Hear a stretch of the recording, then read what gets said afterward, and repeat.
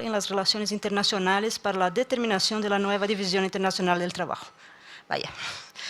Ha participado en diferentes escuelas doctorales, en procesos de integración económica regional y de economías heterodoxas en distintos países de América Latina. En 2018 participó en la Summer School de la CEPAL, en Santiago de Chile. En 2019 realizó su estancia de investigación en el programa de posgraduación en Relaciones Internacionales Santiago Dantas de la UNESP, la Universidad Estadual Paulista de São Paulo, en Brasil, y es ayudante profesor de la asignatura Teorías del Desarrollo en el Pensamiento Económico Latinoamericano, aquí en la Facultad de Economía de la UNAM. Muchas gracias, Jonathan. Como de 10 a 15 minutos más o menos, ¿va? Bueno, gracias por la invitación y creo que es genial el que podamos compartir experiencias, ¿no? Más allá de las pláticas que se llegan a tener en pasillos o en reuniones con algo de cerveza, ¿no? Y realmente compartir nuestras experiencias académicas dentro y que sean como una punta de lanza para incentivar a otras compañeras y compañeros a que salgan a realizar sus estancias, ¿no? Entonces, esto va a ser más que nada una plática. Quiero presentar lo que es mi tema de tesis del doctorado, que evidentemente ha sufrido muchos cambios. Ahorita uno de ellos tiene que ser cambiar el nombre, pero bueno, ¿no? La idea básica o la guía de la presentación es la problemática que yo veo en el proceso de integración del Mercosur es una continuidad en el tipo de inserción y el proceso de integración sudamericana de los países, ¿no? Es decir, yo voy a tomar 4 países que son Argentina, Brasil, Uruguay y Paraguay, ¿no? Posteriormente, bueno, creo que una rama heterodoxa que a veces no se habla mucho, se habla mucho de la economía heterodoxa, pero también hay una patita de integración heterodoxa, ¿no? Muchas veces los procesos de integración regional nos los enseñan como un proceso lineal, ¿no? Que va de zonas de libre comercio, uniones aduaneras, mercados comunes, integración económica, integración política. Creo yo esa sería como una versión ortodoxa de procesos de integración. En este sentido, tanto la caracterización de las estructuras productivas latinoamericanas como sus procesos de integración requieren ser abordados desde un uso de categorías propias que reconozcan la historicidad y ¿cómo decirlo? La interacción que ocurre dentro de los países para entender cómo se está relacionando. Posterior les voy a presentar la hipótesis de la tesis, las estructuras del capítulo, la estructura capitular, el índice. En este sentido, cada capítulo tiene sus objetivos y desmenuzo lo desarrollado. Por último, presento en el apartado 4 la caracterización del regionalismo, que es el capítulo que fui a realizar a Sao Paulo y las aportaciones que me hicieron desde otra visión del Mercosur, ¿no? O sea, para empezar, ellos les llamaba mucho la atención que un estudiante mexicano tenga interés en la integración sudamericana, cuando su primer comentario era: ¿y por qué no estudiaste el NAFTA? Mi respuesta es que hay 800,000 trabajos del NAFTA y para mí el NAFTA no es un proceso que caracterice a una economía latinoamericana. Y parto de esto, los procesos de integración para América Latina la integración regional implica un binomio: desarrollo, ¿sí? Y la complementariedad de las estructuras productivas. Bueno, aquí está la hipótesis general, que busca demostrar que la coincidencia en los estilos de gobiernos progresistas entre 2003 y 2015 no potencializó el proceso de la integración regional del Mercosur. En específico, yo estoy analizando la integración productiva. Hubo avances en cuestiones sociales y cuestiones de cooperación, pero en lo que yo estoy apuntando que no hubo una potencialización es en la estructura productiva.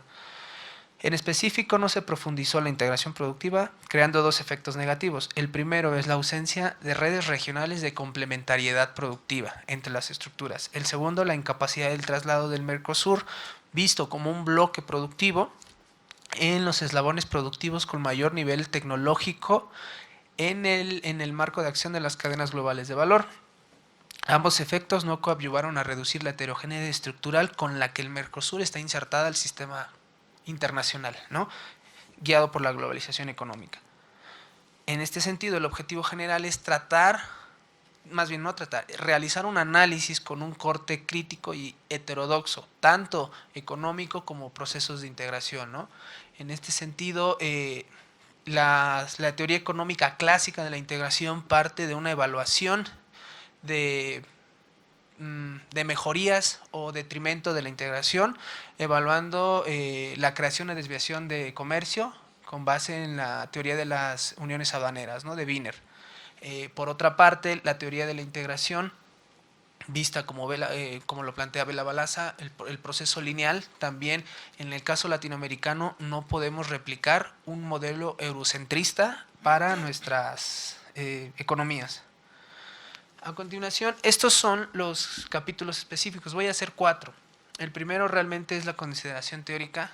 Todos aquellos que hemos estado bajo la tutela de la doctora Moni, el apartado teórico es fundamental porque es la base de nuestra crítica o de nuestras explicaciones, donde prácticamente lo que voy a hacer es la construcción de un escenario teórico para poder hacer una interpretación del proceso de integración y desarrollo como algo característico de América Latina.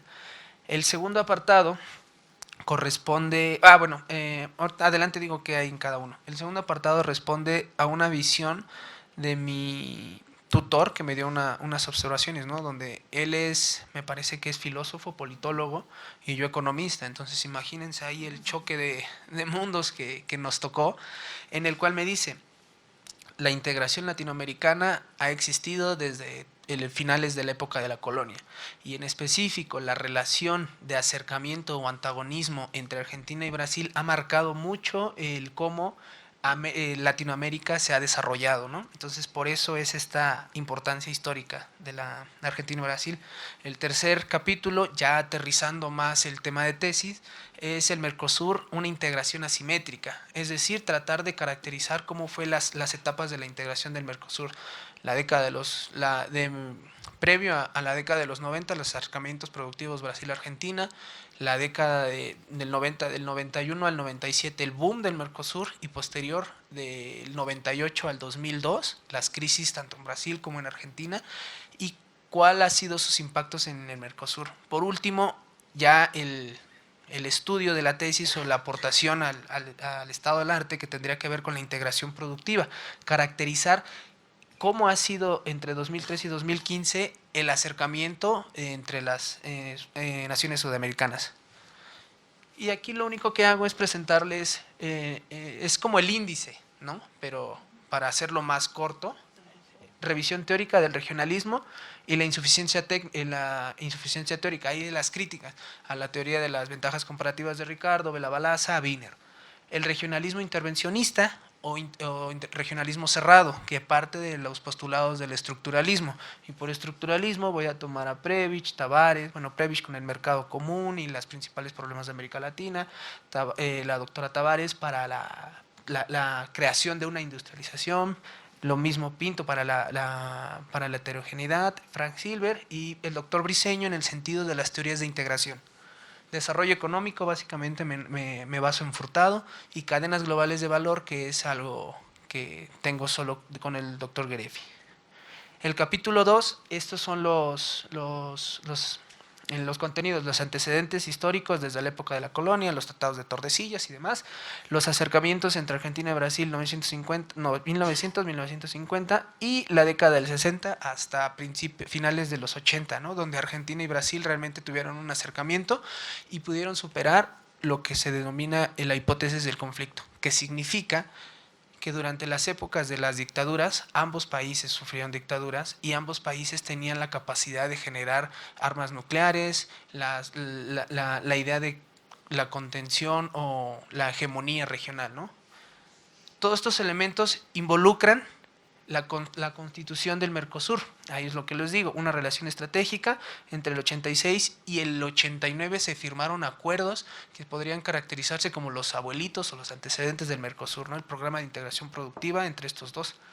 El viejo Mercosur, así lo defino yo, porque es del 91 al 97, ahí está mal, me equivoqué, es donde todo proceso de integración se caracteriza por 3 momentos, ¿no? La euforia de la firma, la recesión, donde no está pasando, y la crisis, ¿no? Y la crisis es del 99 al 2000, el primero el Real, el 98 Brasil, 2001 Argentina con el Corralito, ¿no? Donde se dieron cuenta que realmente, aún siendo parte de un bloque económico, no había un acuerdo común en políticas monetarias, es decir, Argentina la paridad con el dólar y Brasil con el cambio en el real.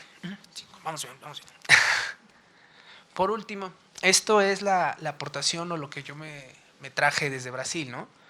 El debate de la integración en América Latina. Para rápido, se habla de 2 grandes momentos de la integración latinoamericana, que tiene que ver con el estructuralismo y el neoestructuralismo.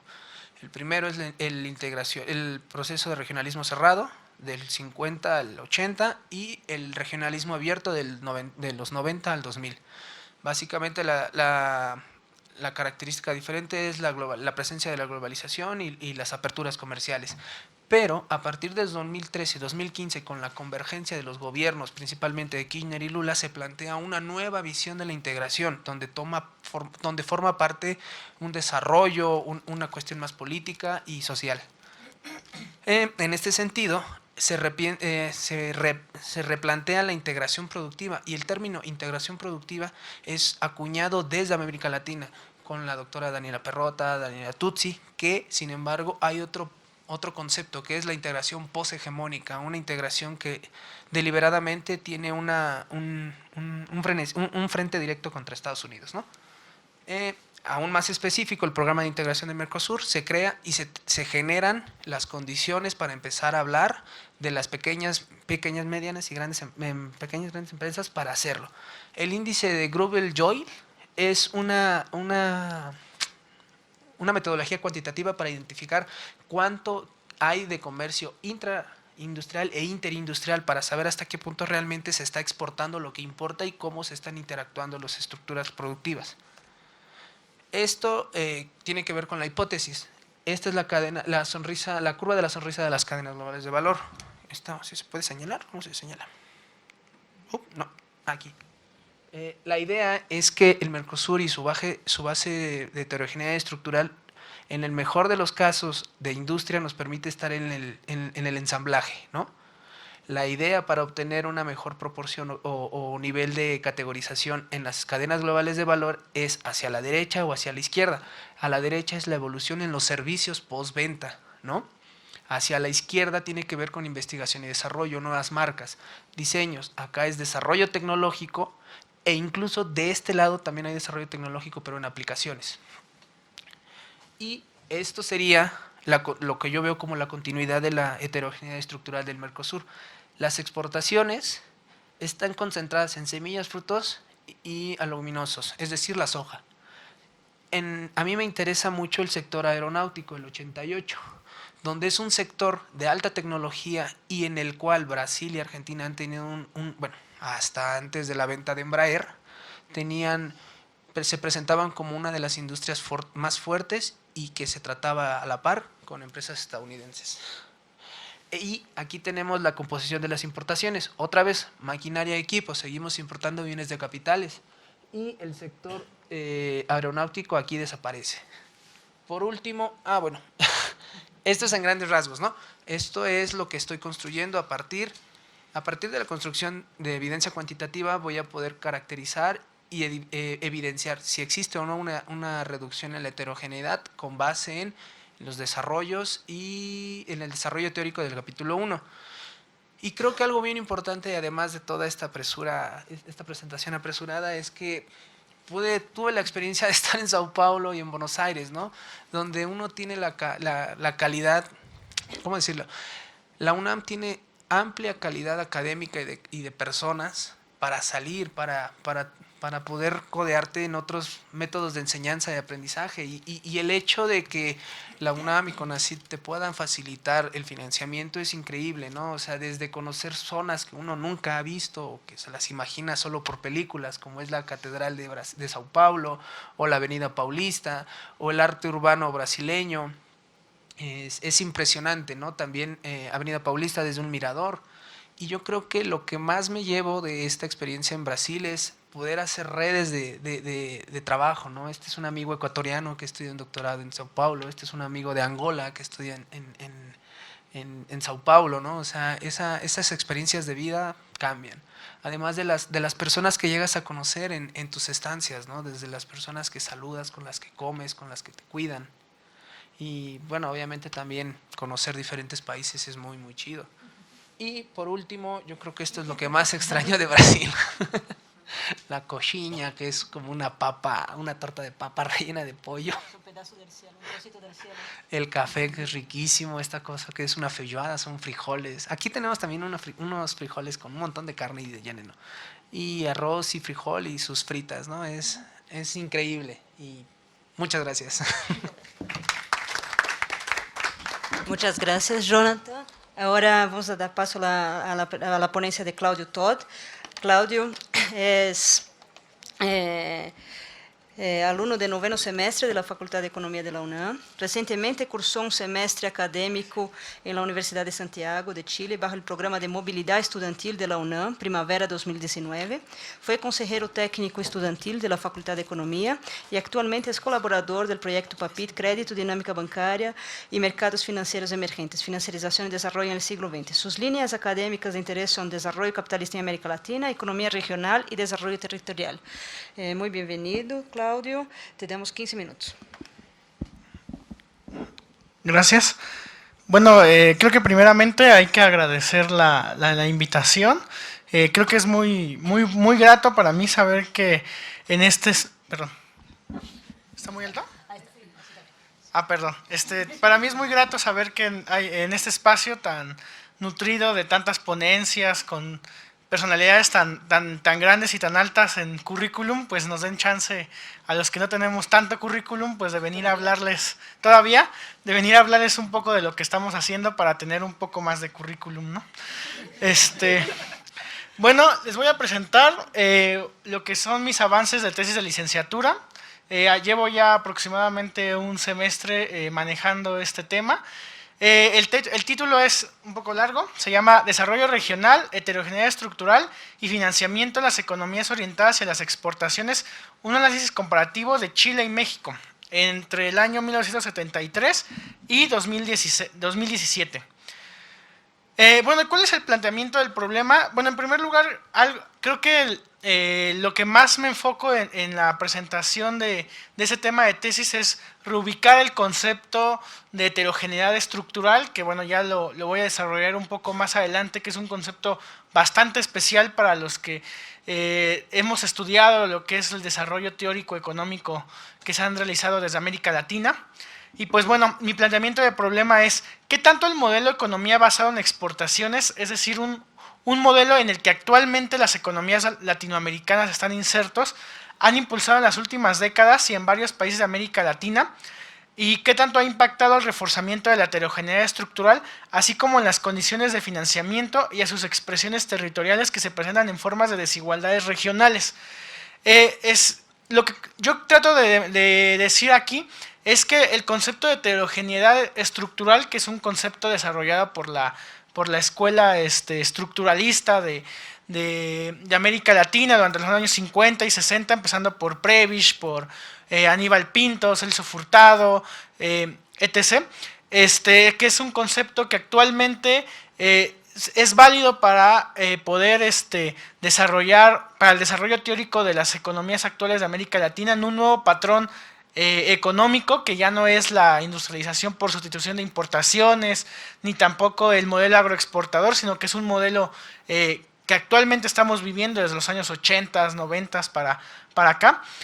Y pues bueno, nosotros buscamos entender, usando a estos economistas, cuáles son la relación que tiene la heterogeneidad estructural con el desarrollo regional desigual y en las condiciones de financiamiento, donde algunas regiones se han visto beneficiadas por el actual modelo basado en exportaciones y otras simplemente se han quedado al margen de los beneficios del libre comercio. Y pues bueno, la forma en cómo yo ejemplifico este hecho, pues es haciendo un caso comparativo entre Chile y México. La cuestión aquí es que ya desde los desarrollos de Aníbal Pinto, que es el economista que más desarrolló este concepto, por lo menos a nivel teórico, o bueno, el primero que como tal le puso el nombre al concepto de heterogeneidad estructural, ya él venía diciendo que ya existía una concentración del progreso técnico, no solamente a nivel sectorial, que es la definición de heterogeneidad estructural. Hay algunos sectores que concentran el progreso técnico, la productividad y el ingreso, y otros sectores que simplemente no, pero que aún así dentro de la economía latinoamericana están conviviendo, ¿no? La cuestión aquí es que también a nivel regional, por ejemplo, en un caso que nos muestra Aníbal Pinto, en Sao Paulo, que está en Brasil, es donde se concentra no solamente los sectores más dinámicos, sino que concentran toda la actividad económica, la población y el ingreso, y pues esto da paso a desarrollos regionales desiguales, ¿no?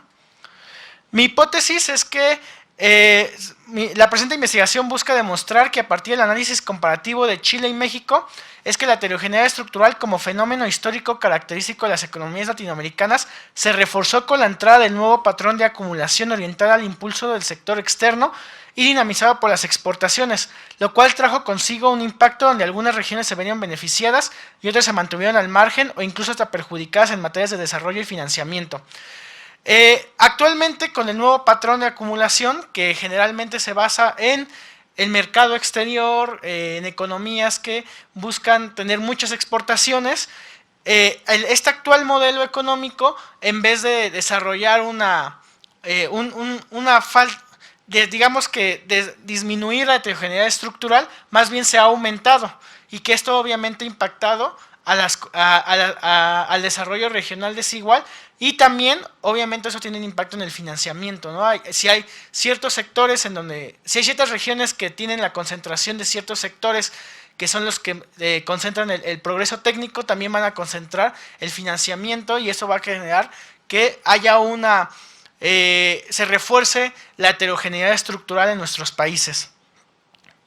Y bueno, empezando un poco con el índice general, en el capítulo 1, pues yo voy a empezar a construir un bagaje teórico para poder entender todo lo que les expliqué que va a ser el desarrollo de esta tesis. En primer lugar, pues desarrollar teóricamente e históricamente el concepto de heterogeneidad estructural, pero también voy a hablar un poco de manera teórica qué es el desarrollo regional y cómo este ha sido de manera desigual en las regiones de América Latina. Y también tratar de ver cuáles son los aspectos teóricos con los que podemos relacionar los impactos de la heterogeneidad estructural a un nivel espacio-regional. Y pues bueno, también cuáles son los impactos que tiene la heterogeneidad en las condiciones de financiamiento de las regiones de América Latina. En el capítulo 2 vamos a hablar un poco de la actualidad que tiene el nuevo patrón de acumulación, que en este caso es el patrón de acumulación basado en las exportaciones. Vamos a hablar un poco de manera histórica cómo es que entra este patrón de acumulación y pues bueno, cuáles son las concepciones teóricas que tiene el sector externo para el desarrollo de América Latina. En el capítulo 3 ya entramos directamente a lo que es el caso comparativo entre Chile y México, y pues bueno, vamos a empezar hablando un poco de la historia económica de ambos países, por qué afirmaríamos que estos dos países son un buen ejemplo de modelos de exportación, y pues bueno, también hablar un poco de la heterogeneidad estructural y del desarrollo regional a nivel de estos países y las condiciones de financiamiento regional que se han ido que han tenido impactos en la heterogeneidad estructural. Y pues bueno, el capítulo 4 ya serían las conclusiones. Y pues bueno, voy a mostrar un poco de lo que he realizado gracias. Este mapa es una aproximación, bueno, voy a mostrar dos mapas, el primero es del caso de Chile, es una aproximación a lo que yo estoy tratando de investigar como un problema teórico del caso de la comparación entre Chile y México, en donde vemos que hay ciertas regiones, en este caso las regiones que están colocadas en azul claro. Esa región es la región de Antofagasta, que es la región que concentra la mayoría de las exportaciones, y cuando observamos cuáles son los sectores que ahí están establecidos, es el sector de la gran minería del cobre, que bueno, Chile es tradicionalmente un exportador de cobre. y todas las demás regiones que también concentran las exportaciones tienen algo que ver con el cobre. Entonces ahí ya empezamos a observar que existe una concentración de los sectores productivos de más alta productividad, que en este caso podría ser el sector externo, porque tienen la capacidad de competir en el mercado externo, en ciertas regiones del país. Y haciendo ya el caso mexicano, observando este mapa que es el caso mexicano, pues podemos, aquí es más claramente que el sector externo se concentra principalmente en la zona norte y en el Bajío, ¿no? Que generalmente son los sectores, son las regiones en donde se ubican los sectores que generalmente tienen algo que ver con las cadenas de producción en el Tratado de Libre Comercio de América del Norte con Estados Unidos, ¿no? No es gratuito que sea generalmente la frontera norte en donde estén los sectores de la maquila. Cuando vemos cuáles son los principales productos de exportación, pues generalmente son equipos de cómputo, automóviles, manufacturas, pero generalmente siempre en la maquila, ¿no? En la manufactura, y que generalmente está relacionado con las industrias integradas a América del Norte, ¿no? Y aquí también ya podemos observar que hay ciertas regiones que no están inmiscuidas, que no están fuera de este patrón de acumulación, que en este caso sería el sur y sudeste de nuestro país, ¿no? Entonces ya podemos observar ahí que hay desigualdades regionales muy bien marcadas, ¿no? Y pues bueno, ya para finalizar, digamos que nos pidieron también hablar un poco de nuestras experiencias académicas internacionales. Yo actualmente vengo regresando de una experiencia que es un intercambio académico que se dio en el marco del Programa de Movilidad Estudiantil Internacional, que es un programa que maneja la Universidad Nacional Autónoma de México a partir de la DGESI.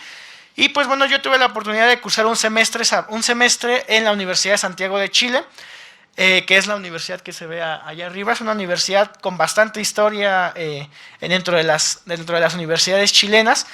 Y pues fui en un semestre académico, marzo-agosto. Tuve la oportunidad de cursar materias en la carrera de Ingeniería Comercial.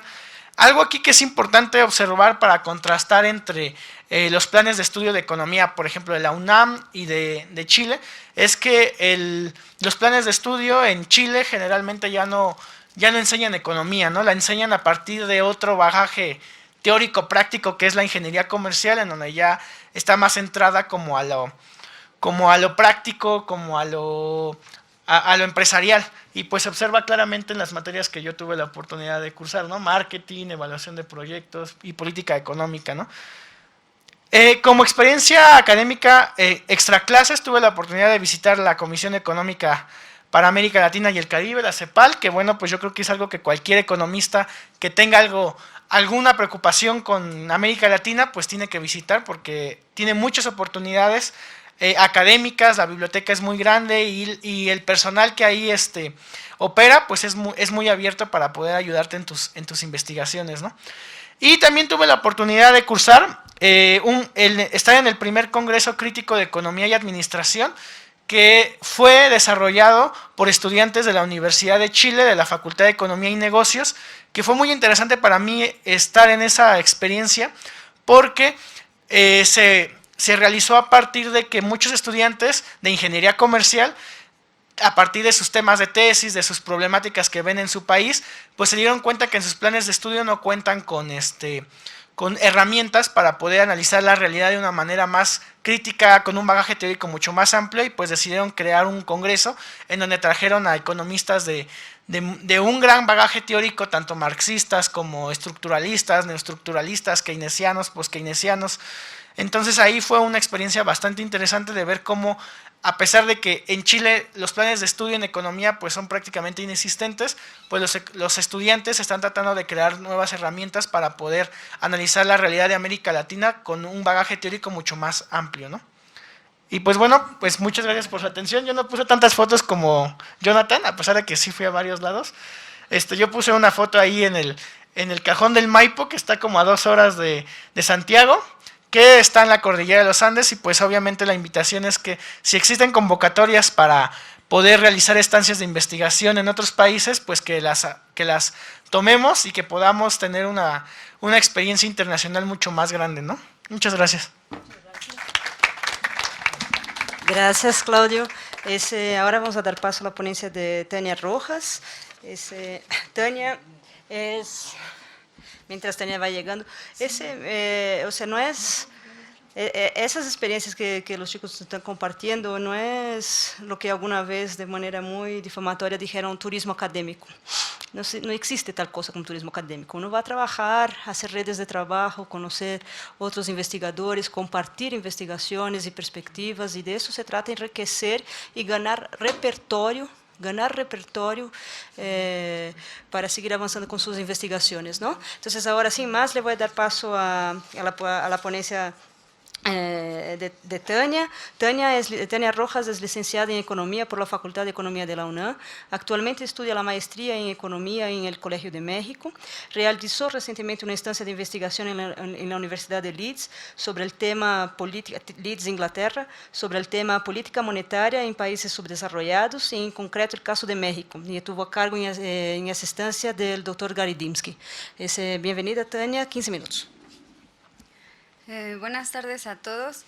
Yo les quiero platicar sobre mi experiencia en la Universidad de Leeds, en la Leeds University Business School en Inglaterra, donde estuve pues muy poco tiempo, la verdad. Fueron 6 semanas nada más durante este verano, y el objetivo de esta estancia de investigación fue avanzar en el tema a desarrollar en mi tesis de maestría, que en estricto sentido debo realizar en mi último semestre, en la maestría del Colmex, o sea, de enero a junio del semestre que viene. Y esta estancia consistió en hacer una revisión de la literatura, desde los primeros que empezaron a hablar sobre la política monetaria, no solo en Latinoamérica, sino pues esta literatura surgió pues en Estados Unidos o en Inglaterra, ¿no? Y lo que a mí me llama la atención es que existe esta idea bastante consensada de que la política económica, la monetaria y la fiscal no pueden hacer conciliar los objetivos de la inflación y los objetivos del empleo de forma simultánea, ¿no? Entonces, que hay un trade-off entre inflación y desempleo, que nosotros pues lo hemos escuchado o queda insertada en la teoría de la curva de Phillips desde la mitad del siglo pasado, en 1958, ¿no?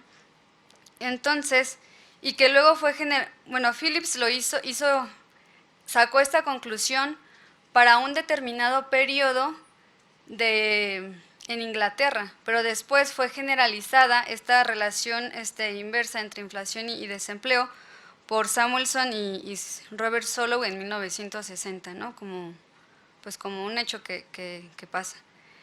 Y estudiar este tema nos lleva a investigar a su vez qué es el desempleo, de qué se debe encargar la política monetaria, cuáles son las fuentes de inflación.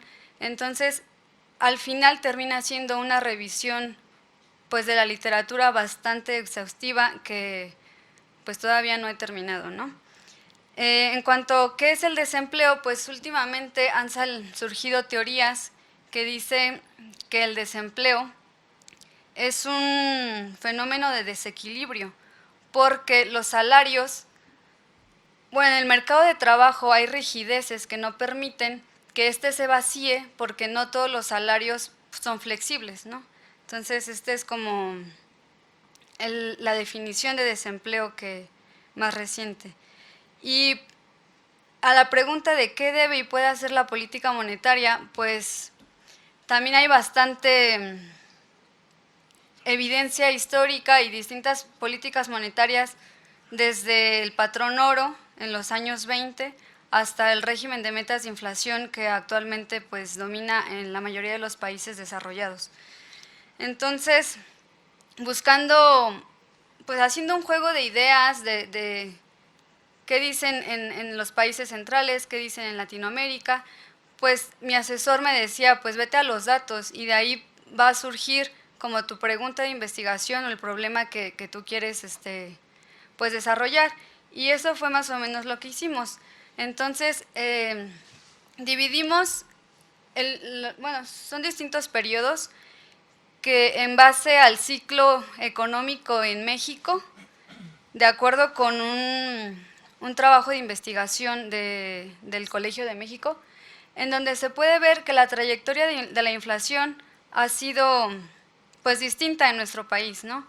Si nos fijamos en la línea roja, es el periodo de 1960 a 1969.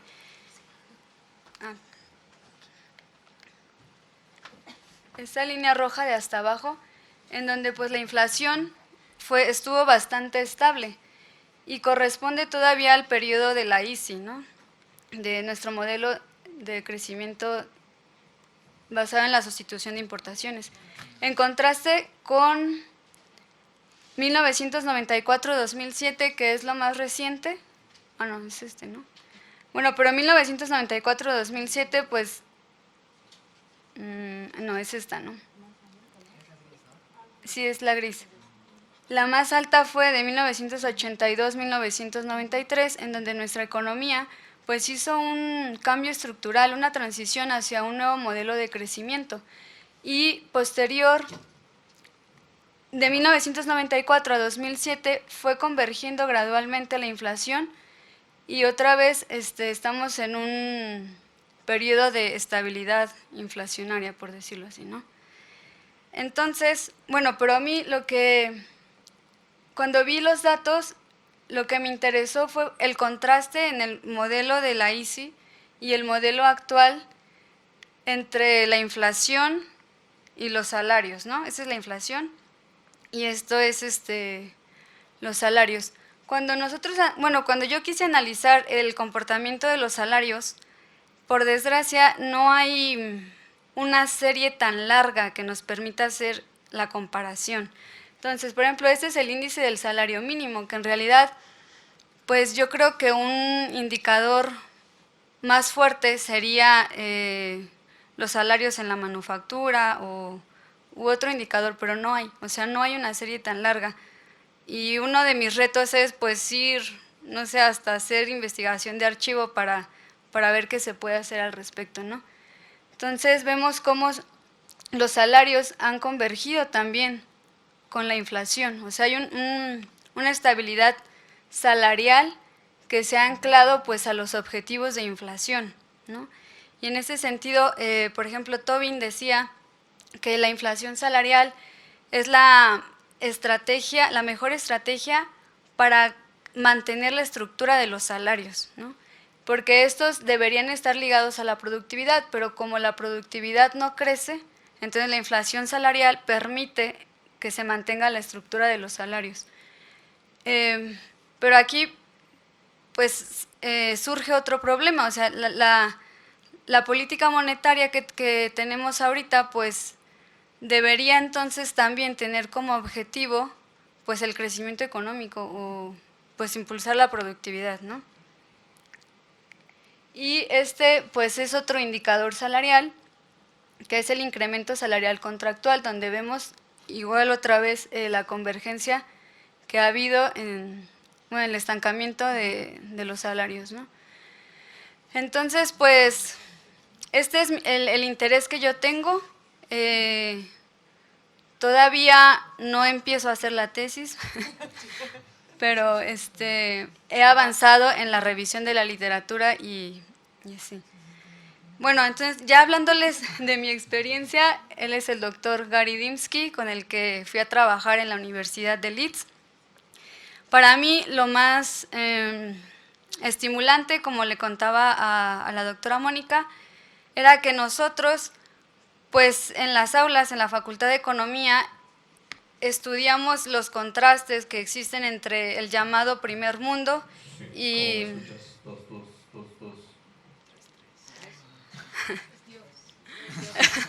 ¿Hablamos del primer mundo? El primer mundo y pues los países subdesarrollados, ¿no? Y una vez, yo no idealizo el primer mundo, tienen sus problemas y yo prefiero mi país, pero... Ahí en la pantalla, ahí donde donde Alan. dice Ganso 2. El auditorio, está ahí el auditorio. ¿Puedes pasar de allá al auditorio y decir que está haciendo eco? Ahí, ahora sí. Bueno, pues yo me di cuenta que hay muchas cosas que se pueden hacer en nuestro país. No imitar, pero por ejemplo el Estado tiene una participación pues fuerte, o sea, es un Estado rico, por decirlo así, que pues se encarga de la provisión pues bastante bien de los servicios en estos países, ¿no? Bueno, este es un edificio de la Universidad de Leeds.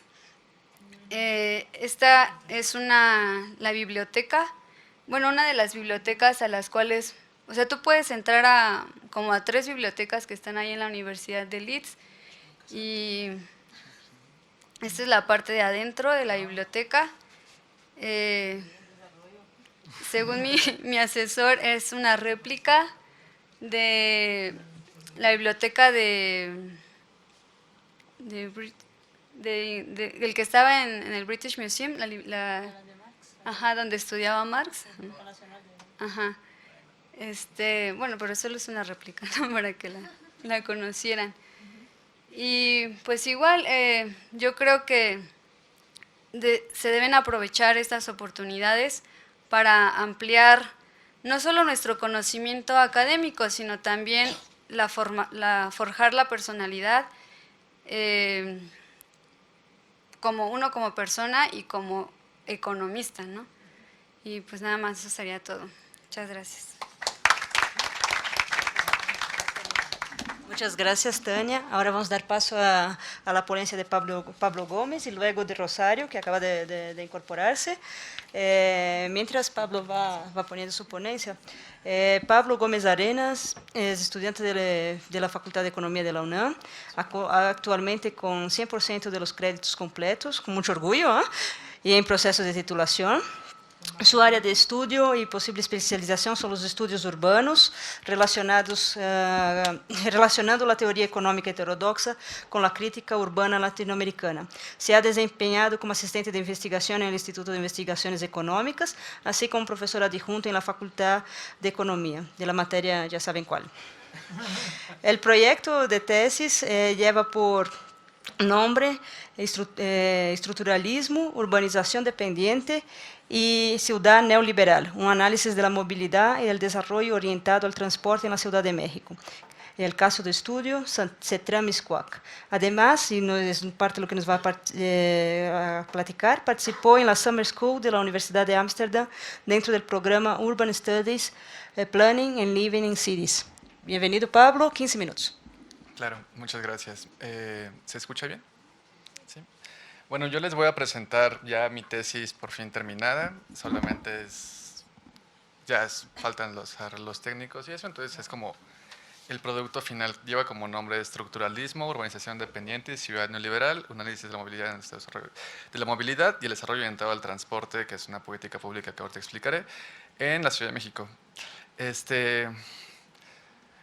Tiene como objetivo realmente analizar la viabilidad y las consecuencias del desarrollo orientado al transporte dentro de la Ciudad de México, pero el objetivo principal realmente es encontrar vasos comunicantes dentro de la estructura urbana y el desarrollo urbano con teorías económicas heterodoxas principalmente, porque en la Facultad de Economía el espacio urbano nunca se ve.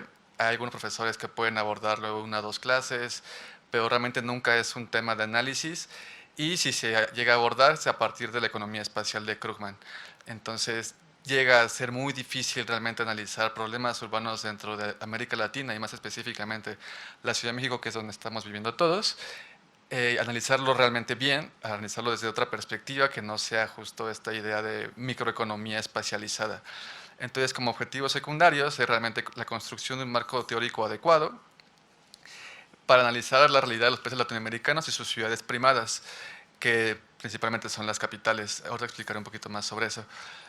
Haciendo una crítica a partir del estructuralismo, la teoría marxista de la dependencia y la primacía urbana. Al mismo tiempo, se busca analizar la dinámica de movilidad intraurbana que existe en la Ciudad de México, y ahí uso pues las encuestas existentes, la nueva encuesta que se generó Origen Destino 2017 con la UNAM y el INEGI, y al mismo tiempo utilizo muchos estudios que tiene el CEDUA, el Centro de Estudios Demográficos Urbanos y Ambientales del Colegio de México, y algunos que tiene la UNAM, que son más cuantitativos, pero que sirven un poco. Después, otro de los objetivos es analizar los impactos del desarrollo orientado al transporte que ha tenido en América Latina y Asia, a partir de que esta es una política urbana implementada a partir de una visión que exporta el Banco Mundial como la solución a las problemáticas urbanas dentro del mundo entero, y son cosas que los países latinoamericanos y asiáticos estamos comprando como si fuera la solución real a lo que nosotros vivimos dentro de nuestra caótica vida urbana. Y por último es identificar distintas formas de financiamiento a partir del marco de ciudad neoliberal para poder más o menos proponer una forma distinta en la remodelación del CETRA-MISCUAC, que es el área de estudio que intento analizar a partir del desarrollo orientado al transporte y otra forma distinta de abordarlo. Entonces, como el índice o los capitulados se dividen en 4.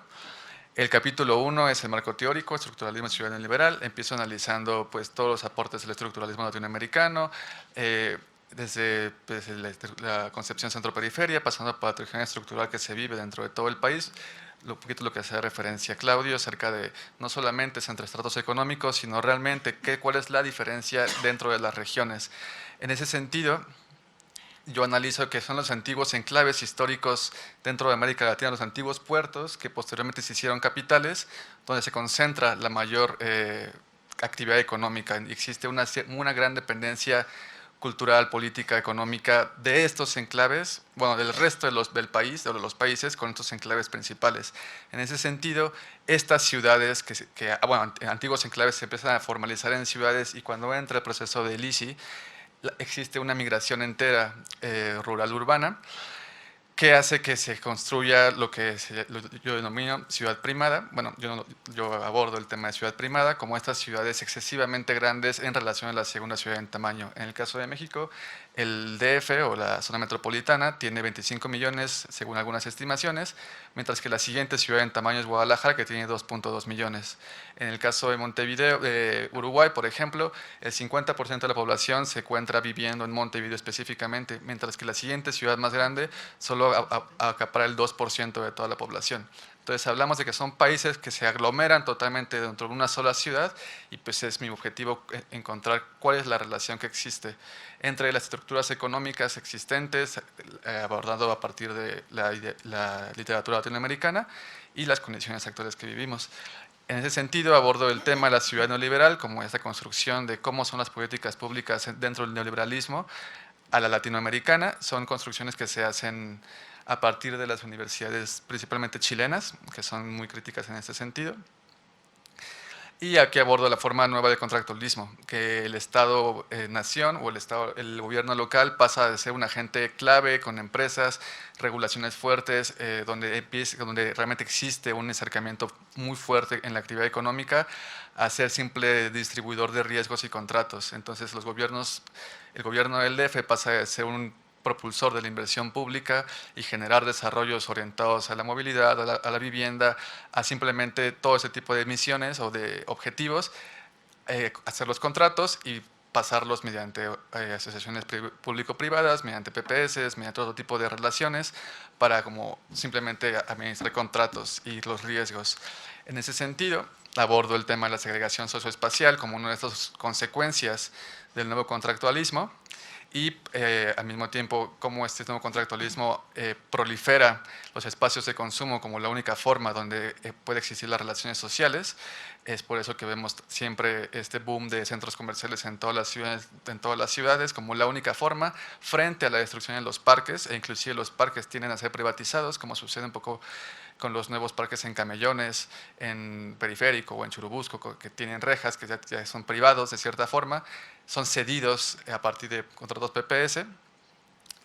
Y por último abordo en el capítulo 1 el tema de la financiarización y cómo se relaciona el tema de la financiarización con la gentrificación y el desarrollo urbano. Entonces en ese sentido abordo pues planteamientos pues empezando de la financiarización, y lo desarrollo mucho con el impacto en la vivienda. que pues, desarrolló un poquito Manuel Albers, por ejemplo. En ese sentido, abordo el tema de la disneyficación de los centros históricos, cómo se hacen espacios de consumo masificados, a partir de la idea de turismo como promotor un turismo de masas, como promotor de desarrollo dentro de algunas ciudades, y en ese sentido el centro histórico se vuelve el espacio ideal para pues hacerlo un centro comercial gigante. Uno lo puede ver en la calle de Madero, por ejemplo, donde antes había algunos cafés y tiendas barriales, ahora se encuentran monstruos corporativos de ropa, H&M, Zara, que este mismo modelo se duplica en todos los centros históricos, tanto latinoamericanos como al mismo tiempo europeos. Y en ese sentido, ¿cómo entra el sector financiero para moldear ese tipo de dinámicas? Y yo analizo el caso de las fibras, que son los fideicomisos de inversión de bienes raíces existentes en la Bolsa Mexicana de Valores, donde uno puede realmente invertir su dinero en centros comerciales como Parque Delta o inclusive el caso de la Torre Mítica aquí en Coyoacán, es totalmente financiada con las fibras. El único problema con las fibras es que son principalmente fondos de pensión muy grandes internacionales, en este caso me parece que es BlackRock quien proporciona la fibra 1, que es la casa de Torre Mítica, entonces estamos diciendo que la gente trabajadora, principalmente australiana, está financiando a partir de sus pensiones estructuras urbanas dentro de otras localidades que no tienen ningún contacto. Esto podría parecer en primera instancia una forma de liquidez mejor, sin embargo, esto simplemente tiene como objetivo la rentabilidad del capital y no un desarrollo urbano de forma distinta. En ese sentido, en el segundo capítulo abordo cómo es que se vive esto ya dentro de la Ciudad de México, con una cooperación metropolitana totalmente inexistente, primero en el sentido latinoamericano y posteriormente me especifico ya en los planes de desarrollo existentes dentro del Estado de México y el DF, como dos estados conviviendo en una zona metropolitana, y ahí empiezo a analizar la dinámica de vivienda y transporte y los tiempos de traslado. Localizo cuáles son los principales nodos de conflicto, cuál es la principal dinámica de movilidad que existe y principalmente me enfoco en el impacto del automóvil privado en la dinámica urbana, siendo pues principalmente un tema de clase, donde se beneficia a partir de contratos y inversiones públicas la construcción de nuevas vialidades, mientras que el automóvil representa el 23% de los viajes, el microbús representa el 50% y el metro representa el 20%, solo se beneficia en mayor parte presupuestaria el tema del automóvil. Sin embargo, ya que uno hace un análisis espacial de dónde se concentra la cantidad de viajes en automóvil privado, vemos que son las zonas de Polanco, Interloma, Chapultepec, donde se concentra realmente la mayor población que maneja este tipo de automóviles, mientras que Chimalhuacán, Ixtapaluca representa el 5% de los viajes diarios. Entonces hablamos de un tema de clase que está siendo beneficiado a partir de los impuestos de todos, simplemente en un paradigma de movilidad pues heredado de la modernidad latinoamericana, ¿no? Entonces, ese es el capítulo 2. Dentro del capítulo 3 abordo unas de las soluciones posibles implantadas a partir de una visión del Banco Mundial que los gobiernos latinoamericanos y bueno, a nivel mundial compran, que es el DOT o el desarrollo orientado al transporte. Ahí analizo el surgimiento de estas soluciones urbanas, cómo se plantean los objetivos y algunas dificultades que pueden llegar a enfrentar en el sentido de desplazamiento. Una de las formas, el desarrollo orientado al transporte en sí es el hacer un uso más eficiente de los espacios alrededor de las estaciones de transporte público, a partir de zonificaciones de tipo de suelo más flexibles, permitiendo construcciones más altas para poder más o menos hacer frente bajo la idea de que la densificación es la única solución que tienen las ciudades ante esta expansión de la mancha urbana. Entonces, analizo el caso de Bogotá con el caso de Metrovivienda, que justamente era eso, a partir de las estaciones del Transmilenio, construir desarrollos habitacionales conectados con el transporte. Sin embargo, aquí analiza las dificultades a partir de la visión de Pierre Salama de dependencia financiera, de que es muy difícil realmente financiar ese tipo de cosas a largo plazo dentro de los planes latinoamericanos. Entonces, se hace planes muy incompletos, se hacen simplemente ideas y se quedan en obras negras, en construcciones a mitad, y eso es lo que se está enfocando los gobiernos latinoamericanos, frente, por ejemplo, el caso de Hong Kong, que es el otro que analizo, como un estado chino excesivamente grande, un caso único dentro del sistema mundial, pero simplemente el caso de Hong Kong es exportado como la idea a seguir de todos lados, sin tomar en cuenta las especificidades tanto gubernamentales como económicas que cada ciudad tiene, simplemente como diciendo, ellos pudieron hacerlo, ergo todo el mundo puede hacerlo si se lo propone, cosa que pues es muy tonta a mi parecer. Por último abordo el tema del CETRAM Rosario, que es algo que se hizo acá en la estación de Rosario, en la línea roja, como justo esta idea del DOT dentro del DF, y analizo que justamente lo único que se provocó fue un centro comercial. No existió nunca un análisis real del espacio, una modificación barrial, una unificación de la zona urbana, sino simplemente se utilizó una forma contractual de concesión coinversión, donde el gobierno mexicano cede el 40% de los costos totales al concesionarles por 50, 60 años la estructura del CETRAM, que es donde están los camiones, y el privado se dedica a reacomodo, que simplemente es pues, reacomodar los camiones, sin modificar ninguna ruta, sin modificar las unidades, y encima de eso construir lo que quieran. Hay algunas reglamentaciones, sin embargo, estas reglamentaciones son muy nuevas y se propuso inclusive construir casinos encima de los CETRAM, a un nivel de ese. Entonces, dentro del CETRAM Rosario se construyó realmente ahorita un centro comercial, y afuera del CETRAM Rosario sigue siendo un espacio de mucho conflicto dentro de la ciudad. Lo mismo puede suceder con el CETRAM Ciudad Azteca, ahí en Ecatepec, que justamente se hizo un centro comercial y fuera sigue siendo pues, una zona de conflicto muy fuerte. Por último, estuve el caso del CETRAM Mixcoac. Hay un análisis de la vivienda, de la población, de la gente que vive ahí. Propongo, dentro de un marco legal existente actualmente, una forma de financiamiento distinta a partir de una toma de decisiones más horizontales, tomando en cuenta la participación de los transportistas, la gente que se desarrolla viviendo y comiendo, los comercios ambulantes, todo y para poder generar un fideicomiso donde entren más agentes, no solamente el sector privado como inversión de fibras y el gobierno a partir de la CEMOVI, cediendo el terreno, sino involucrando a una mayor cantidad de agentes, como son los transportistas, los comerciantes, los habitantes de la zona, e intentando proponer una imagen objetivo distinta del CETRAM Mixcoac a partir de acceso a vivienda, centros culturales y una modificación barrial existente mediante otro tipo de esquemas. Eso es lo que yo más o menos intenté hacer en mi tesis. Ya está terminada, entonces eso es más o menos la totalidad. Por último, nada más voy a hablarles del programa de estudios urbanos en la Universidad de Ámsterdam, que participé este verano. Es estudios urbanos, planificación y vivienda en ciudades. Son 3 semanas de duración, incluye 3 visitas a ciudades, que justamente es muy interesante porque son investigadores de varias ciudades, inclusive Manuel Albers, que es un teórico financiarización vivienda, nos dio una visita dentro de su universidad y dentro de Bruselas para analizar mucho las dinámicas de gentrificación y luchas internas dentro de las ciudades. Son 3 clases de horas por la mañana y talleres en la tarde, es completamente en inglés, y pues son grupos pequeños, relativamente de 25 personas. A mí me llama mucho la atención que justamente son espacios donde conoces gente de todo el mundo que tiene exactamente tu mismo interés, tu misma preocupación, gente de América Latina, gente europea que está viviendo tu misma realidad, y es muy interesante cómo gente de todo el mundo puede trabajar en conjunto haciendo proyectos. En este caso todo estaba enfocado en la ciudad de Ámsterdam porque pues, estabas viviendo ahí, pero el interés está, y es muy interesante generar este tipo de redes que pueden existir, encontrar pues que no estás de cierta forma solo con tus preocupaciones, y pues yo, al igual que todos mis compañeros, exhorto a que si encuentran algo, la UNAM tiene programas de becas para este tipo de Summer School.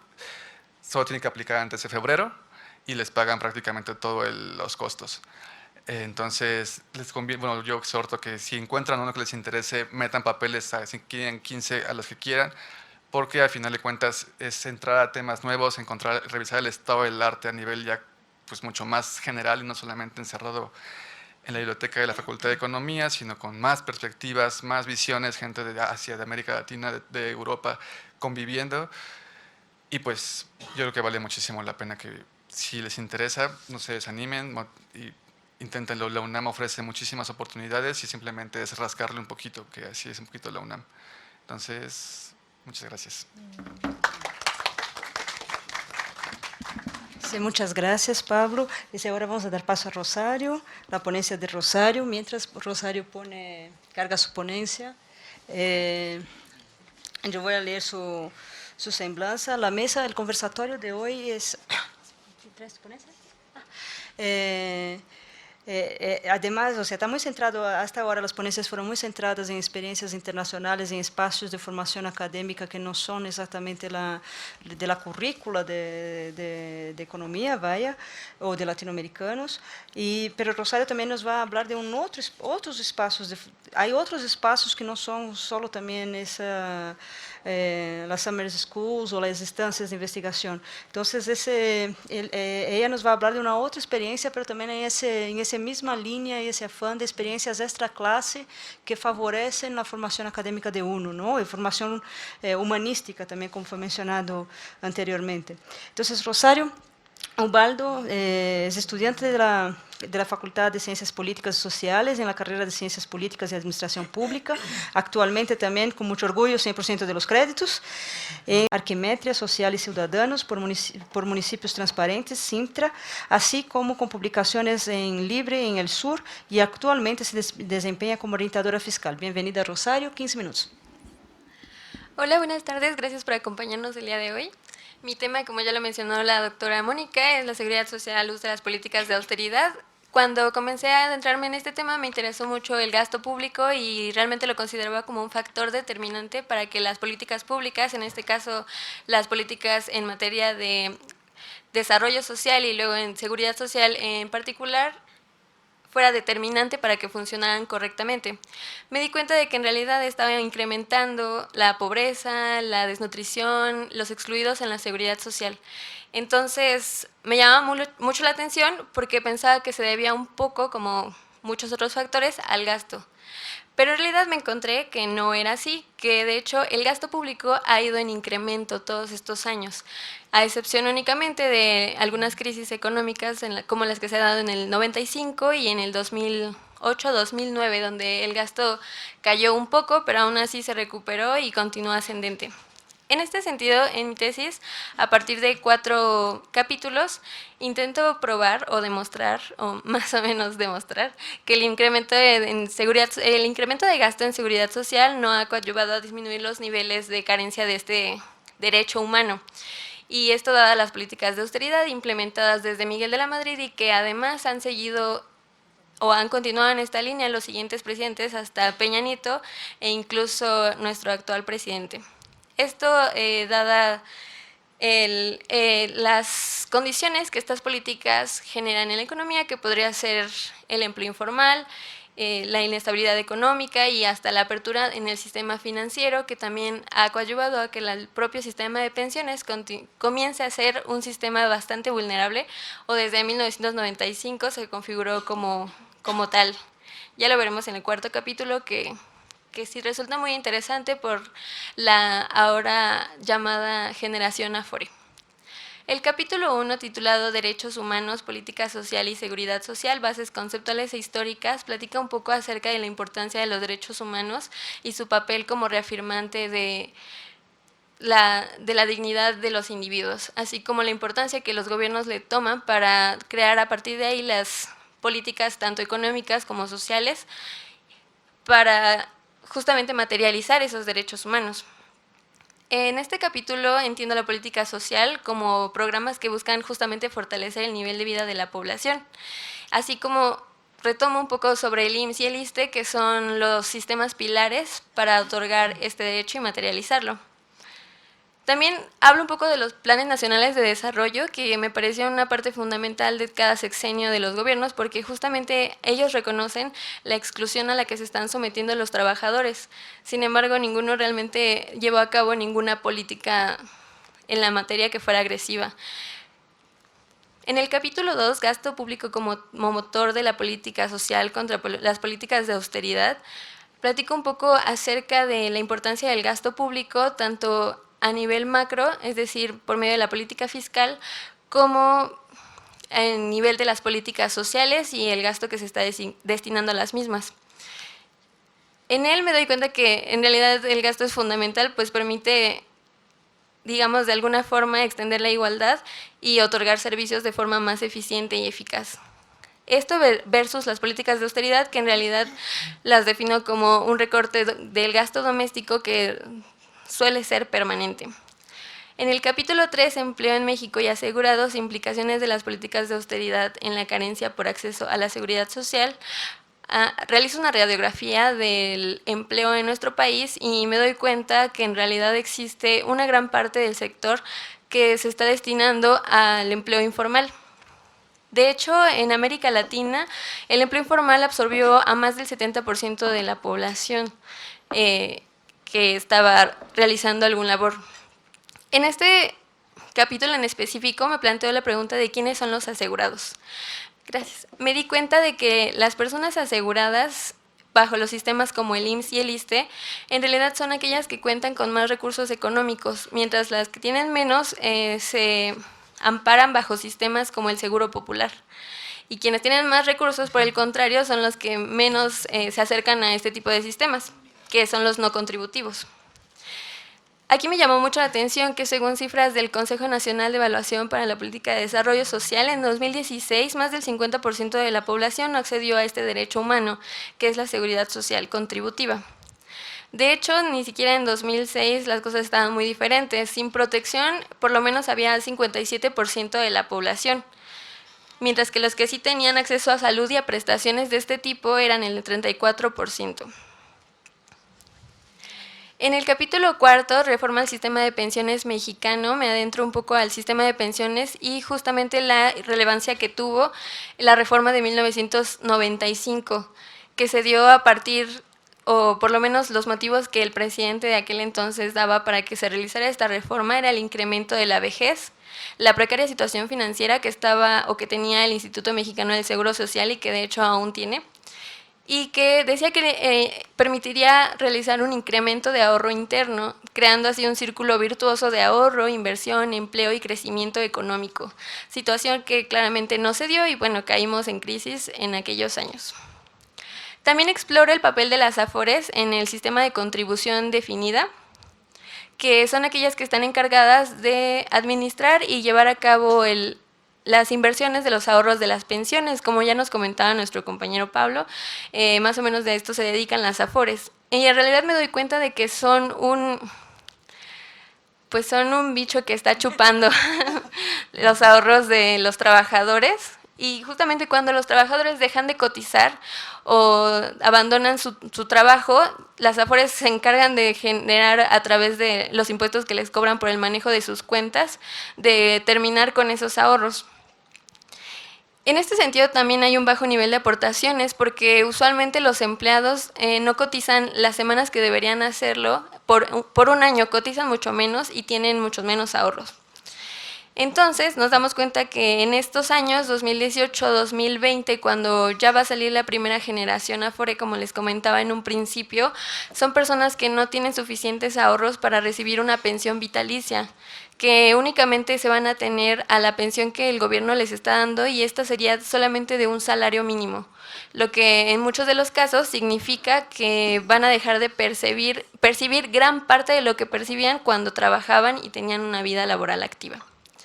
En este caso, el problema tiene dos caras. Primero, los empleados que son informales y no reciben seguridad social.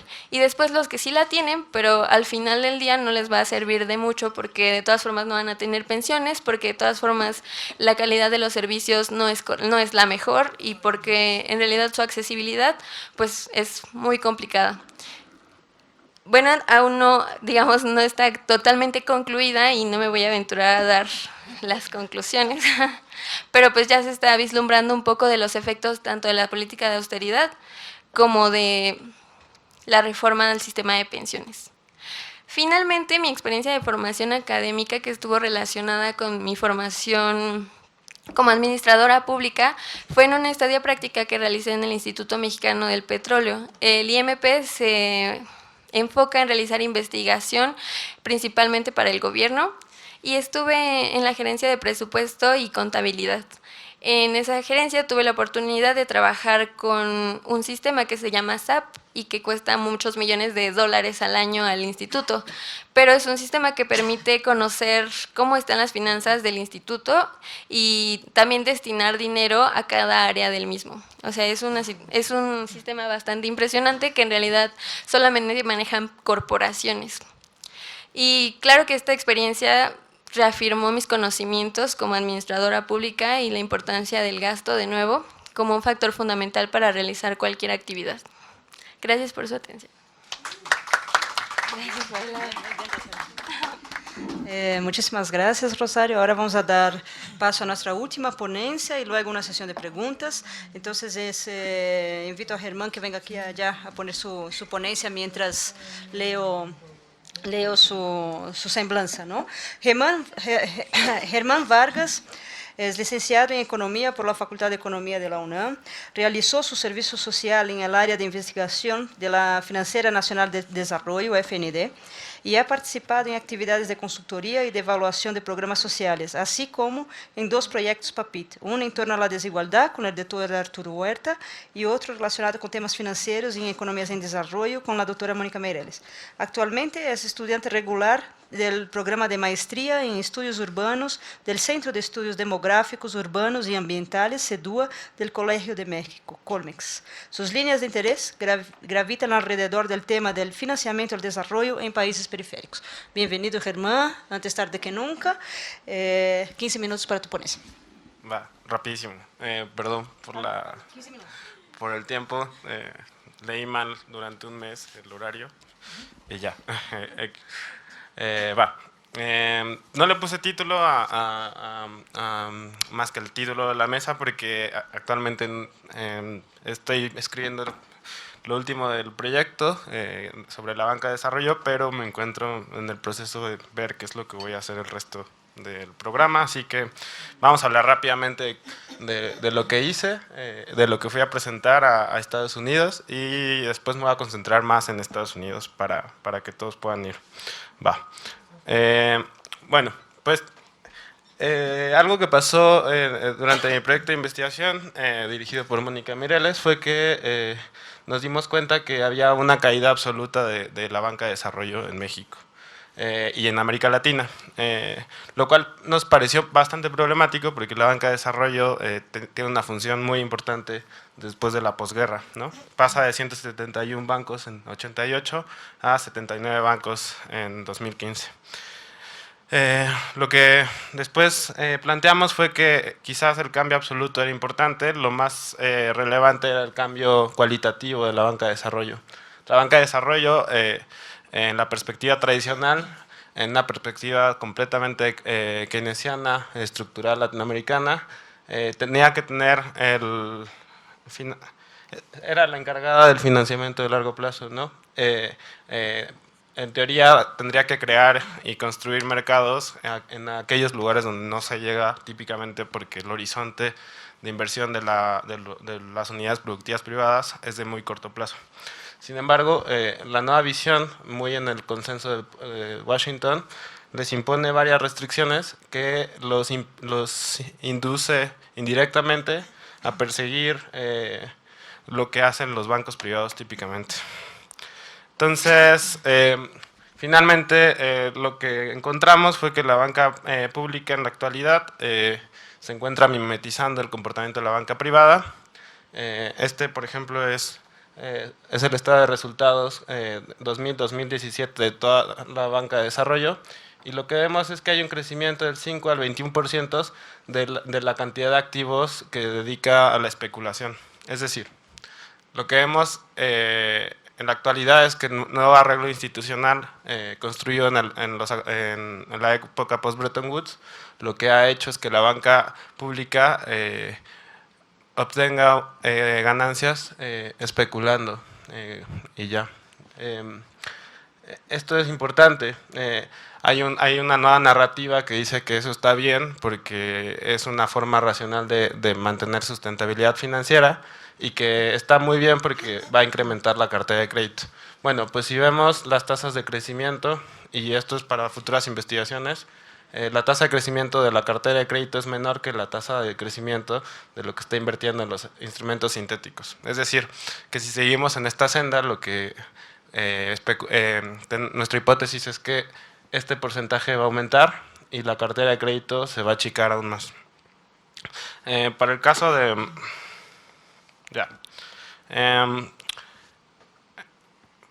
En conclusión, bueno, lo que encontramos de todo esto es que el nuevo arreglo institucional de la banca de desarrollo pues está posponiendo el desarrollo y ya. Ahora vamos a lo importante. En febrero tuve la oportunidad de compartir el avión con Mónica porque nos aceptaron una ponencia en la región,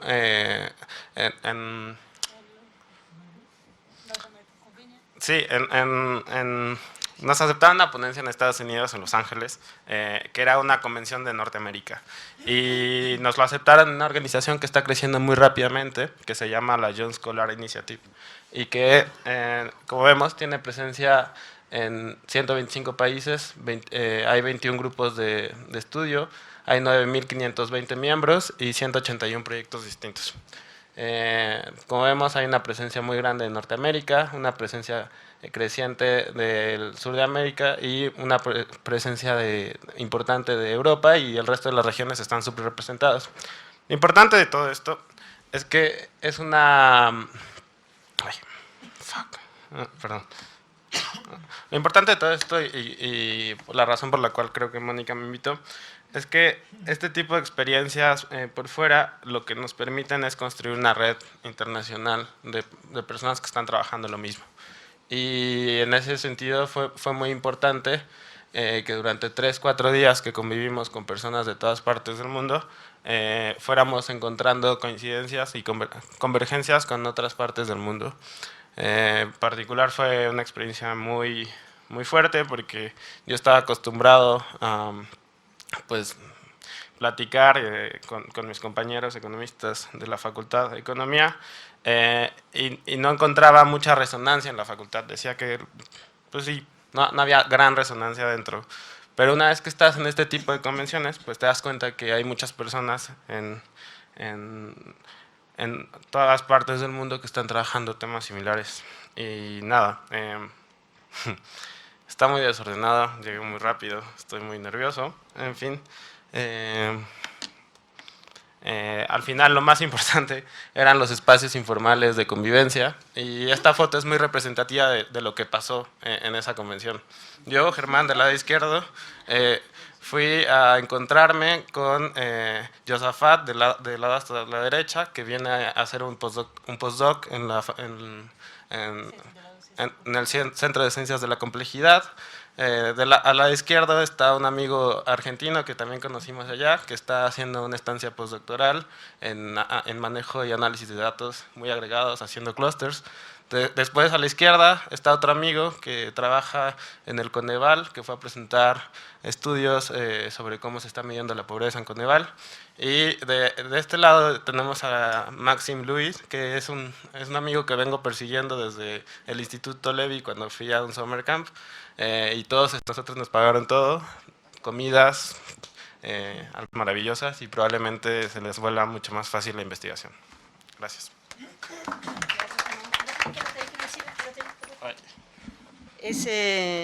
Importante también, así en Los Ángeles y en otros lugares, es cuando hemos convivido allá con gente que nosotros estamos leyendo mucho, ¿no? Entonces, esos espacios y esos foros es como casi de poder tocar tu bibliografía. Entonces, uno que está leyendo y luego cruzarse ahí con Matías Vernengo, platicar con él, compartir experiencias, dificultades en el avance de la investigación o otras personas, ¿no? Entonces, ese también es parte de la experiencia. Ahora sí, estamos abiertos para una sesión de preguntas y respuestas. Quien quiera preguntar algo, es solo levantar la mano y ahí vamos. ¿Nadie? ¿Nadie se anima?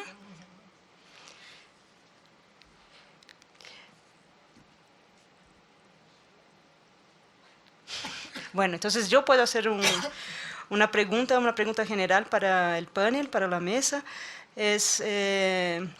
Mira, de todas las actividades del segundo encuentro Norte-Sur Global, ese conversatorio para mí es de lejos la más esperada y la que me divierto más. Y eso no es por ser mamá gallina ni nada, ni en el caso de Rosario, tía gallina, sino que porque es de verdad ver cómo los avances de investigación y cómo la calidad de la investigación va mejorando a la medida que ustedes se pueden frecuentar otros círculos y van ampliando el repertorio, ampliar el horizonte. Entonces, en ese sentido, yo quisiera preguntar hacia el futuro. La experiencia que ustedes tuvieron de participación en un evento internacional, ¿cómo eso cambia su trayectoria de ahora para adelante? Y en ese sentido, ¿no? La formación extra clase, ¿cómo cambia su trayectoria académica profesional de ahora hacia adelante? ¿Cómo ven el futuro? Y ahora aprovechar y pasarle la palabra a la maestra Patti Montiel. Hola, pues fue un gusto escuchar sus experiencias, porque además me parece que este tipo de cosas, bueno, no se hacen, esto de conversar, a dónde te fuiste, qué aprendiste, etcétera, etcétera. ¿Qué opinan ustedes sobre esta disputa del pensamiento norte-sur? ¿Ustedes creen que esto que a veces leemos, ¿no? Los centros anglosajones mantienen una hegemonía en cómo se hace el pensamiento, es decir, dónde tienes que publicar, qué términos tienes que usar, mejor no le digas así, dile de otra manera, porque pues aquí en estos lugares no se permite, no sé, ¿no? También en el sur, en Brasil, o sea, finalmente hay diferentes códigos, ya sea una semana, ya sean 3 días, ya sean 6 meses. Finalmente los espacios se van construyendo, que son campos en donde estamos dialogando y haciendo pensamiento también, ¿no? ¿Cómo sintieron eso? ¿Existe? ¿Lo vieron? ¿Lo resienten? ¿O no? ¿O no? Ya, la verdad es que todo es válido y realmente es simplemente encontrarte con tu grupo de personas que hablan de lo mismo y ya. Ya no hay eso que hace 20, 30 años está muy claro. ¿Cómo ven eso?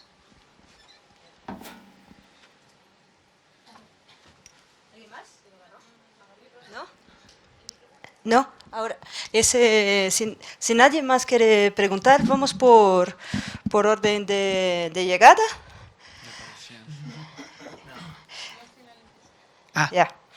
Ya, por favor, Jonathan, adelante.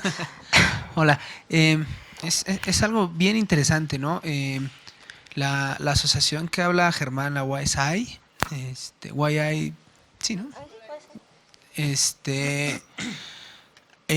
Mucha gente, o al menos con la que conviví en Brasil, no la conocían. Entonces, ahorita toda la situación Bolsonaro y reducciones en educación en Brasil se sorprendían por 2 cuestiones. Uno, la beca que me da la UNAM, CONACYT, e incluso participé en una de las actividades de la organización con el grupo de trabajo de América Latina con el doctor Pablo Bort sobre economías heterodoxas. Y se sorprendían igual que, aún yo siendo mexicano, una iniciativa estadounidense me haya dado el boleto de avión, las comidas, todo lo que ustedes dijeron, ¿no? Y en ese sentido, conectando con lo que tú dices, la maestra Patti, a mí me aterra a veces que el eco de las teorías más ortodoxas se encuentra en América Latina, ¿no? En algunas universidades o en algunos centros de trabajo son más ortodoxos que las mismas escuelas de Estados Unidos, ¿no? De los mismos estudios latinoamericanos y demás. Sin embargo, considero mucho que todavía esta búsqueda de las explicaciones latinoamericanas están muy, muy presentes, y la red de trabajo que se construye adicionalmente al fuerte financiamiento, ¿no? Que a veces uno puede tener redes de trabajo, pero si no puedes conseguir dinero para atraer a la gente o irte para allá, es complicado. Pero aún así, después de la Summer School del 2018, varios compañeros brasileños, europeos, mexicanos, estamos participando en una editorial que le llamamos Economía para América Latina. Hicimos un blog en internet donde cada mes o cada 15 días se trata de hacer este espacio multidisciplinario, porque no todo el mundo es economista. Hay quienes sí piensan bien a qué dedicarse. Y eso, ¿no? O sea, yo creo que el eco es importante, como lo dice Germán. El problema a veces es que uno en su casa a veces no tiene esa fluidez de ideas, ¿no? Porque cuando te dicen, no, es que tú estás hablando muy de izquierda o eres muy estructuralista o estás hablando con autores de hace 60, 70 años, ¿no? Pero creo que sí existe y es una experiencia increíble. Bueno, pues creo que sí es importante. Bueno, voy a empezar primero con la pregunta de la maestra Patti. Yo creo que, por lo menos en mi caso, que fui a Chile, que creo que es como siempre sí, claro, ¿no? O sea, siempre se le hacen Chicago Boys y yo creo que ahí bueno, yo alguna vez le pregunté a un chico de ahí de la carrera de ingeniería comercial que qué había pasado con la economía, ¿no? O sea, ¿por qué la economía sufrió ese trasfondo, esa transformación tan grande y a llamarse ingeniería comercial y a meter estudiantes de administración y de economía en un mismo salón y sin saber exactamente qué es lo que son? Y pues sí me respondió que quizás no es la respuesta más científica e histórica, pero que pues sí tiene que ver mucho con que en ese país el impacto que tuvo la llegada, bueno, primero la dictadura y con ello las ideas de los monetaristas y de las teorías económicas más ortodoxas que empezaron a estar en boga, pues sí generaron toda una transformación institucional que incluyó a las universidades y que pues al parecer hasta la palabra economía se volvió como sinónimo, no sé, como de marxismo o de estructuralismo o de algo crítico que no iba de acuerdo a los cánones. Y pues se transformó todo institucionalmente y pues a mí me pareció muy muy interesante que a pesar de todos estos cambios académicos y todo ello, todavía hay estudiantes allá en Santiago, en Chile, que están buscando otras opciones para poder tener más bagaje teórico crítico de la situación. Este primer Congreso de Economía Crítica me pareció muy interesante porque fue el doctor Porciles, que trabaja en la CEPAL, y él dijo, bueno, es que la CEPAL está aquí a unas cuadras de donde estaba dándose el Congreso, y era la primera vez que me invitaban, ¿no? Y digo, es Porciles, ¿no? Es una persona neoestructuralista, ¿no? O sea, entonces sí es como bien importante que sí existe esa disputa y pues que afortunadamente pues aquí en México digamos que no estamos en esa misma sintonía, pero pues que igual sepamos que sí existe esa disputa. Empezando con la pregunta de la profesora Patti, pues en mi experiencia yo no tuve ninguna limitación de ese tipo. Desde el inicio, pues el asesor que yo escogí y que él me escogió también, pues compartía las ideas que pues a mí me interesan, ¿no? Y había mucho respeto, aunque yo pues soy estudiante de maestría y él pues tiene un conocimiento pues muy grande pues en su ámbito de estudio. Había mucho respeto y hasta, bueno, de lo que a mí me interesaba, ¿no?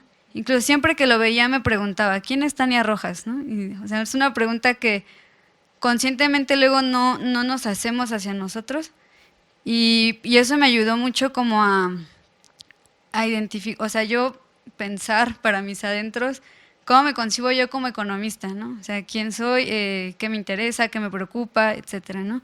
Entonces, yo no tuve ese tipo de limitaciones, pero más allá de mi experiencia con mi asesor y ahí en la facultad, bueno, en la Universidad de Leeds, yo creo que en general hay como un resurgimiento del pensamiento crítico, no solo en la economía.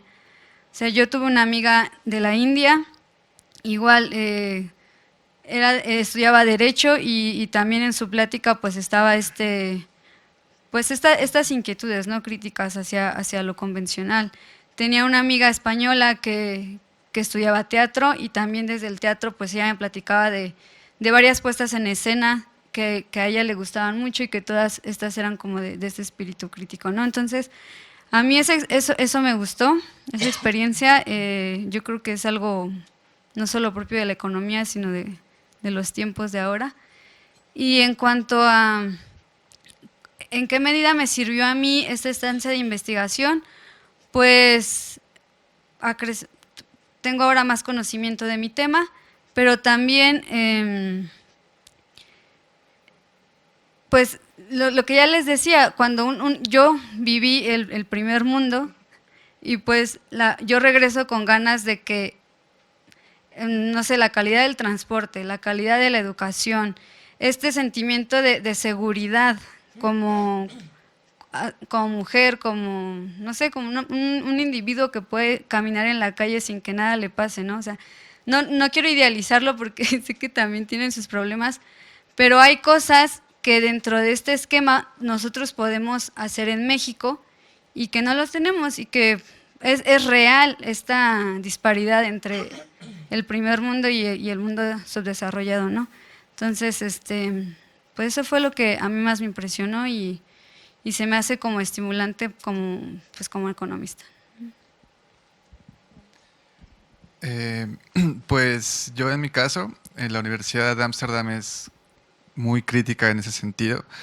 Ámsterdam es una ciudad que ha sido gobernada por los socialistas desde siempre, desde que es una ciudad con elecciones. Entonces, la misma escuela siempre transmite esta idea de crítica, inclusive a estos conceptos sur global, norte. Siempre se transmitió esta crítica, siempre se aceptó esta idea de que Holanda es Holanda a partir de, pues, colonizar África. Y justo se mantiene mucho eso. Yo lo que sentí es que siempre existió este fomento a las nuevas ideas, a preguntarte. Yo en ese caso era el único economista y más un economista con un bagaje pues relativamente grande en el marxismo. Entonces siempre se fomentó esta idea de propon tus términos, propon tu perspectiva, porque yo también estoy interesado en justo escuchar qué es lo que tú tienes que decirme. Porque en ese sentido yo creo que lo que sucede en estos países, y que yo no lo había visto nunca, porque nunca había estado en un espacio de aprendizaje europeo, es que ellos se analizan a sí mismos todo el tiempo. Ellos todo el tiempo están viéndose entre ellos y analizando su realidad, en este caso en estudios urbanos. Y nosotros como latinoamericanos, como países subdesarrollados, siempre tratamos de aspirar a copiar lo que ellos están produciendo. Pero ellos nunca dentro de su horizonte de producción están viendo lo que ellos están haciendo nos va a impactar.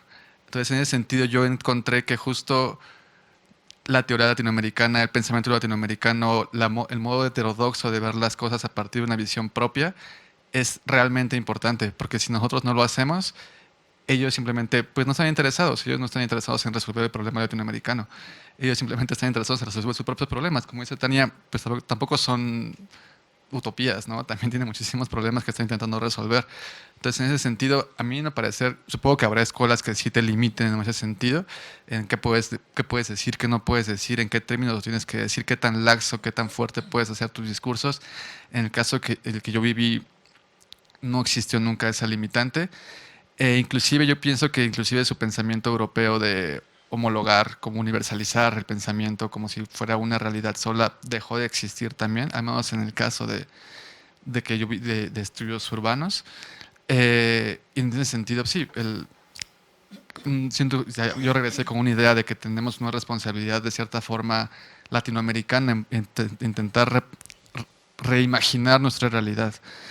Y en cualquier término, en este caso, pues un término totalmente heterodoxo, a mi parecer, es muy importante, un término crítico, porque ellos no lo van a hacer y solamente si nosotros seguimos copiando lo que ellos están haciendo como si fuera pues justo su conocimiento universalizable, no llegaremos a ningún lado.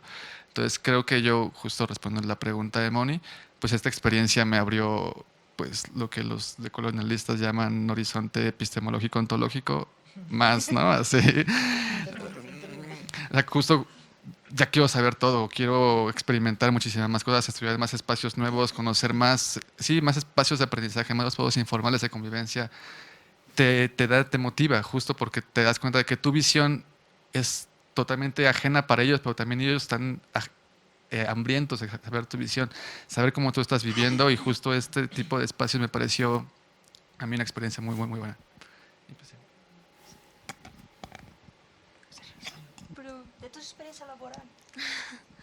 Pues en realidad es muy motivante, yo voy a comentar lo que dijeron mis compañeros. Es muy motivante escuchar que sus experiencias han sido así de gratificantes, en realidad hacen que den muchas ganas de buscar justamente estos espacios pues de aprendizaje y de convivir con otras personas, ¿no? Tanto en la universidad, porque pues vienen muchos extranjeros y pues uno usualmente no se acerca a ellos, ¿no? Pero incluso empezando por eso y conociendo su visión, la forma en la que viven las cosas que hay en sus países, etcétera. Y pues está muy padre, la verdad. Felicidades a todos.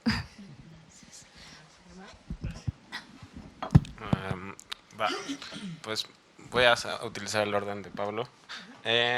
Sí, a mí también esa cosa de norte-sur siempre me ha llamado la atención, porque incluso creo que aunque yo estaba en un paraíso post-keynesiano, siempre había una predominancia de autores, pues sí, justo del norte, Keynes.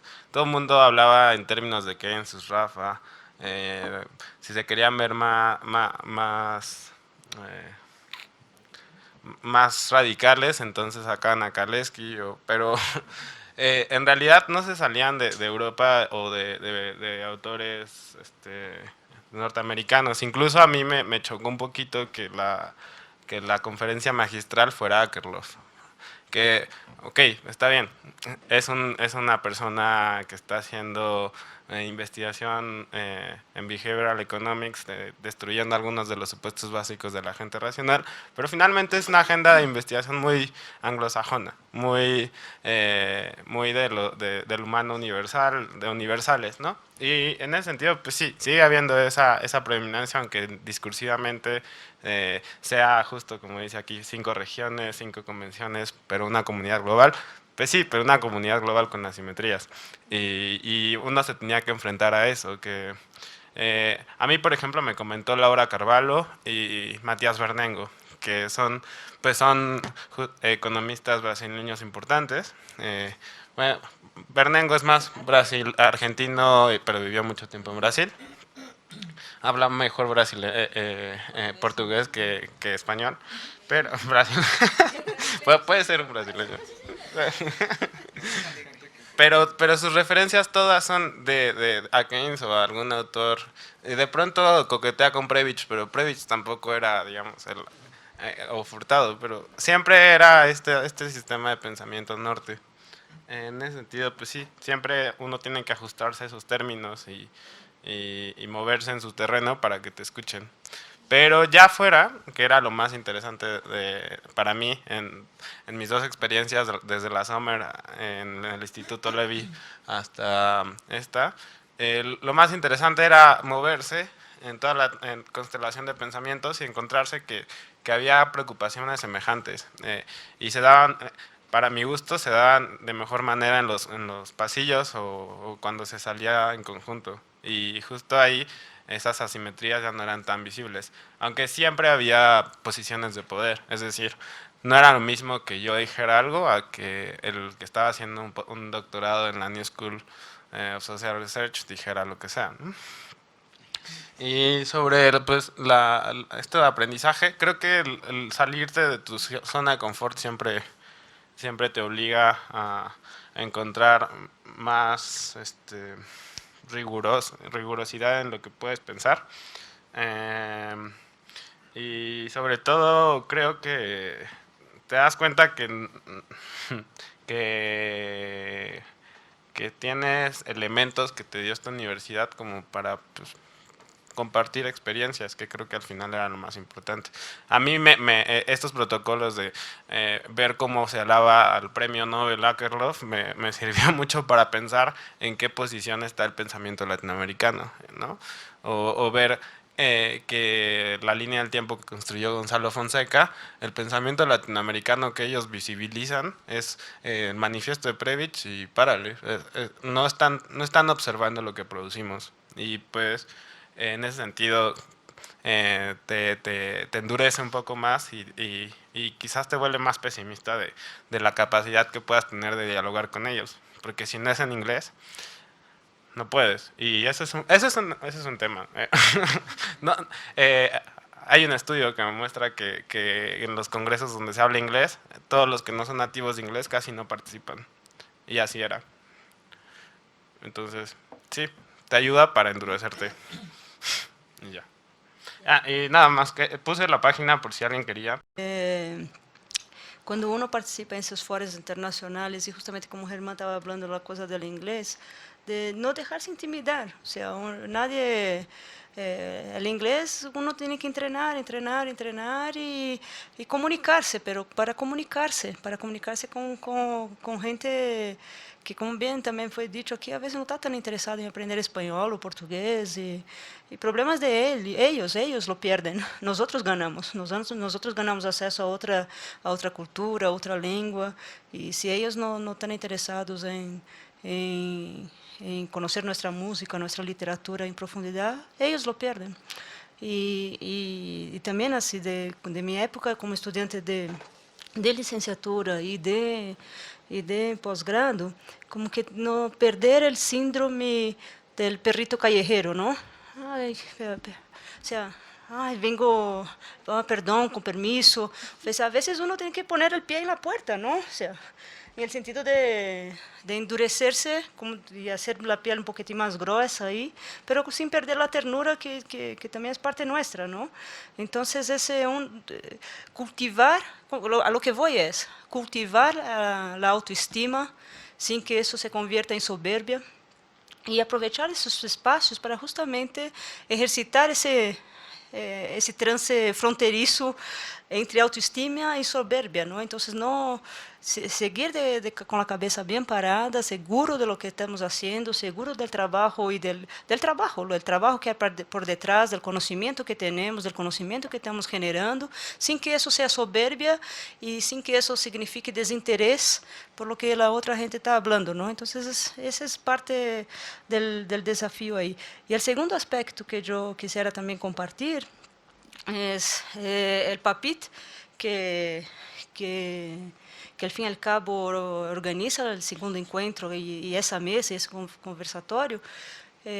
Los investigadores internacionales que uno conoce, la red de trabajo que uno va haciendo es parte de esas experiencias, ¿no? En mi caso, yo debo mucho a la Summer School de la CEPAL, que la realidad no es una summer school, es una winter school, porque es en julio de Santiago, un frío horrible, ¿no? Que una cosa es pasar frío en un país desarrollado, preparado, y otra cosa es el frío del subdesarrollo, ¿no? Entonces, en la summer school de la CEPAL yo hice amigos para toda la vida, y no solo amigos, sino que compañeros de trabajo. Entonces, y no es ir, y también algo que la doctora Todorova estaba comentando en su sesión del curso hoy, que no es ir con esa intención, ¿no? De, tú en 3 años, cuando yo tenga mi programa de investigación, va a ser participante.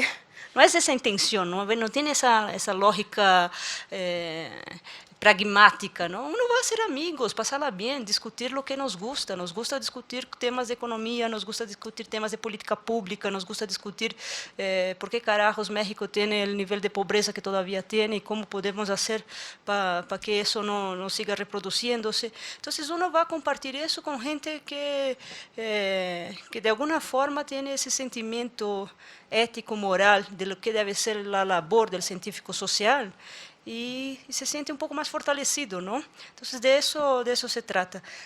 Bueno, quisiera pedirles un fuerte aplauso para todos nuestros ponentes. Muchas gracias a todos. Ya estamos un poco sobre la hora para la última mesa. Ustedes no se imaginen la ignorancia que uno dice esas palabras después de 3 días de trabajo. Entonces, por favor, pasemos el café, nos esperan el cafecito ahí afuera, y luego a las 4 damos ese paso a nuestra última actividad del encuentro, que es la mesa redonda número 4, llamada Simetrías Comerciales y Financieras en América del Norte. Yo les invito a que se queden, va a ser una mesa fascinante y es nuestra última actividad. Muchísimas gracias y nos vemos en un ratito.